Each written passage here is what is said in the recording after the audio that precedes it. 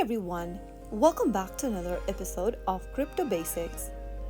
In this video, we will be guiding you through how you can change your language setting on your eToro mobile application. So in order to do that, first of all, open your eToro application and sign into your account. Once you're in the main homepage for eToro after signing in, tap on the horizontal menu button at the top left corner. This will open up the expanded menu where you'll need to scroll down and tap Settings. Under Settings, tap on General. Scroll down from the General menu and tap on the Language drop-down. Choose a different language that you're interested in or you're trying to change to for your app. Simply tap on the language and you will be able to change your language setting for your eToro mobile application. So that is how you easily do it. I hope the tutorial was helpful to you.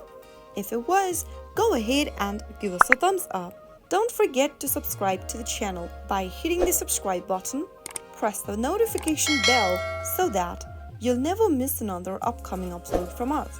I will see you again in the next episode. Thanks for watching.